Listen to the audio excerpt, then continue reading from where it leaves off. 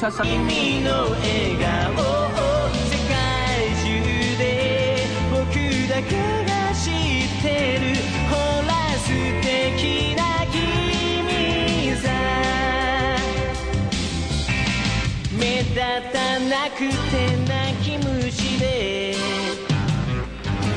寂しげに顔伏せてる君がいいね抱きしめたいよハート重ね合わせようなんでもないなんでもない恋の魔法であっという間にあっという間にほら見違えるおしゃれに決まったらほら素敵な君さ。講你哋都唔信啊！但得佢居然將自己辛辛苦苦做完嘅暑期作業全部漏晒喺電車度啊！咁大懵都有嘅，搞到我要掉低晒啲暑期作業，幫佢揾咗成日啦。不過好彩撞到勇之助，有佢幫手先至揾翻咋。佢仲提早送咗份生日禮物俾我添啊！頒獎爭奪戰，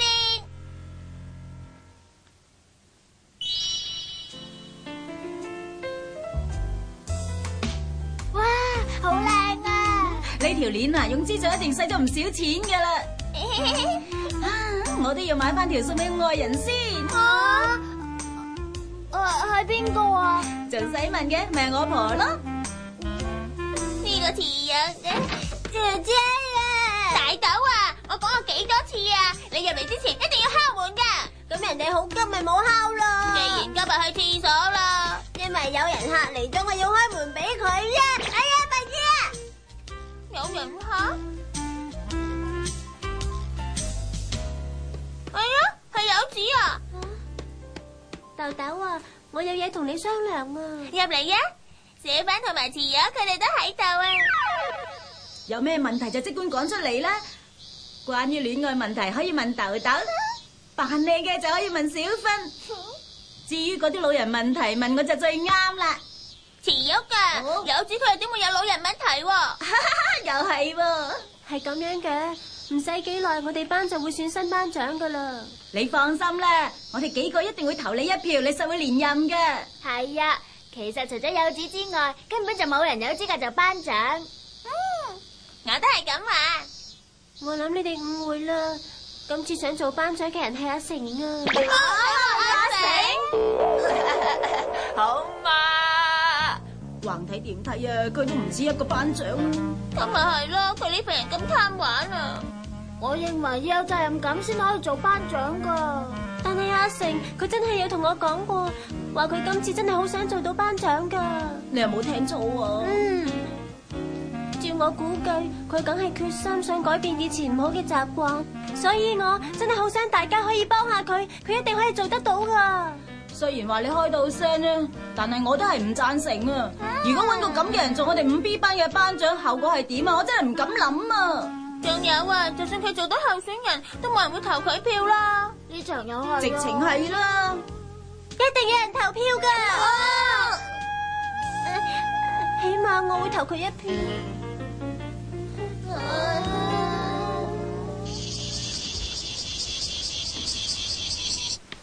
好啦，關於新一屆嘅選舉班長嘅事項咧，而家由現任嘅班長讀出候選人嘅名。好啦，唔該。係。咁我而家讀啦。候選人第一位係板口成，推薦佢嘅第一位係高柳健，第二位就係我啦。而我呢，就係第二候選人，推薦人除咗野生小豆，仲有池玉翠。柚子一定可以當選嘅，冇錯啊！第三位係神原洋子同學，洋子。推薦人就係桑原武同學，同小粒原勇之助同學。勇之助係佢叫我做嘅啫。勇之助啊，點解你要推薦楊子做班長喎？琴晚咧，佢同佢媽媽咧嚟我度，叫我做推薦人喎。佢啊，梗係攞埋啲蜜瓜生果去探你啦。啊，哇，犀利喎！你點知㗎吓？所以啊，你就俾個蜜瓜收買咗啦，係咪啊？唔係啊，慈玉。豆豆啊，唔該你幫下口，出句聲好唔好啊？其實講真啦，我都覺得楊子唔係幾適合做班長。我唔係講呢啲啊，你應該問勇之助點解要推薦楊子做班長啊？但係啊，連佢媽媽都開到口喎，我又點好意思推喎？仲有啊，或者俾楊子做到班長，可以發揮到佢嘅領導才能，帶領得更加好咧。發揮佢揾着數嘅才能就真啦。慈玉啊，你唔好咁講。你仲幫住佢？我做咁多嘢都為咗幫你㗎咋。楊之助，我已經寫好咗聽日拉票嗰邊講詞啦，不如你過嚟幫我睇下。啊，好啊，好啊。豆豆啊，唔好意思啊，不過你知啦，楊之助係我嘅推薦人嚟噶嘛，係咁先啦。豆豆啊，你頭先應該再惡啲同勇之助講至啱噶嘛。就算鬧佢都係冇用噶啦。喺未選到班長之前，咪要忍耐下咯。豆豆啊，嗰個楊子係想趁住呢個機會同你個勇之助一齊噶咋。所以佢哋叫勇之助做推薦人啊。豆豆啊，你唔係而家至明啊？小芬啊，今日嚟我屋企啊！我真係可以啊！我哋今日要開一個阿成參選班長嘅會議啊嘛！喂，唔好意思喎，小芬今日要同我哋一齊商量下喺選班長嗰日幫友子打氣啊！我去你嗰度啊！我要小芬。我哋班長高橋友子唔會好似其他女仔咁中意出風頭，佢唔單止非常之有自制能力，亦都有佢自己一套嘅主張。總之佢係一個日本傳統典型嘅女性啦，連我屋企嘅阿婆都成日讚佢噶。如果我係一個男仔嘅，我都會娶一個好似佢咁樣嘅太太啊。想話娶佢做太太好似誇張咗啲喎。喂，豆豆啊，你有冇聽我講噶？好啊，照你講嗰啲啊。你失晒魂咁，係咪啊？喺度諗緊勇之助啊？我喺度諗緊小芬啫嘛。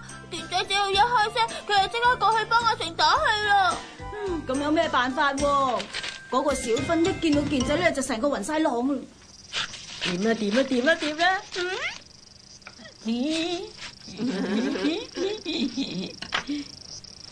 健仔啊，你哋飲杯嘢先啦。喂，小芬啊，你咁得閒，過嚟幫手喺呢啲紙嗰度吸個印啊！用嚟做咩噶？呢啲咧係免費食拉麵嘅優惠券啊！其實呢個辦法都係健仔諗出嚟嘅啫。乜原來係幫阿成整噶？唔通你？只要邊個肯投阿成一票咧，我就送張俾佢。係啦，小芬啊，你屋企開美容院嘅，不如你都整啲優惠券啦。健仔啊，你做埋啲咁嘅嘢係犯規噶。小芬啊！